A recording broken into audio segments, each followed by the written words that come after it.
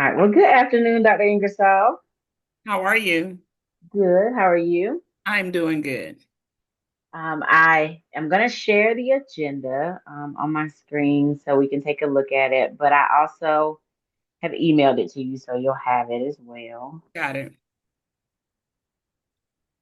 Okay. Is it showing on your screen? Uh-huh. Yeah, I see Oh, it. all right. So, with the agenda, this is really just kind of a check-in for us. We've Mhm. been talking throughout the process, so I've been keeping up or keeping you up to date on what I've been doing, the things that I've been doing for my hours and for my logs, and so this is just a kind of a check-in. Right. Um, as far as our meetings, the expectation is that we meet either monthly or bi-monthly, and so we've been doing that as needed. Mm-hmm. You've always provided guidance for me, so we're good on that one. And then identifying leadership activities, you've helped me with that throughout the courses. So Okay.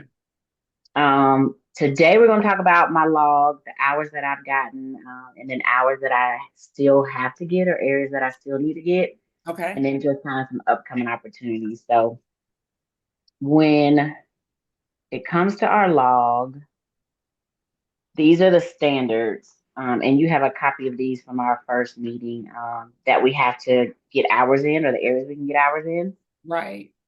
So as we go through them, I'm just going to tell you or remind you of the things that I've done in those areas, Mm-hmm. and then we can kind of circle back to some opportunities that may be coming up that I can also get some hours in. Okay. So for this first one for mission, vision, and core values, I participated in the Division of Teaching and Learning feedback sessions with Dr. Smith that he's had at the district office. Mm-hmm. And then I've also participated in the Georgia Science Supervisors board meetings. And so I feel like that one falls under F, Right. understanding of the commitment and core values within the school and the community, because that's not Mhm. necessarily a school organization, but it impacts our community. Right. So I've been doing kind of those two things. I participated in the coherence mapping that Dr. Smith also had for the district in terms of aligning instructional resources across content areas and across grade bands, so that Mm-hmm. we can kind of streamline what we're using. So I feel like I've gotten some good experiences in this particular standard.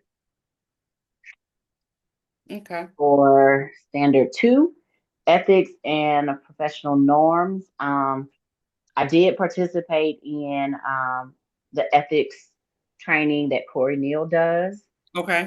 for teachers.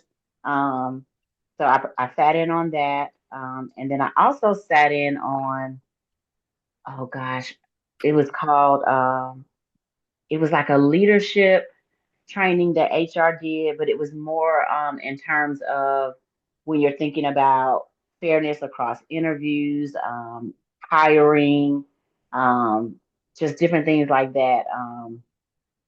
It talked about how we can make sure that we're doing that in an ethical way. Mm-hmm. And so I think it may fall under this one. Not so sure, but that would be the only thing that I've done, I think, that applies to this standard.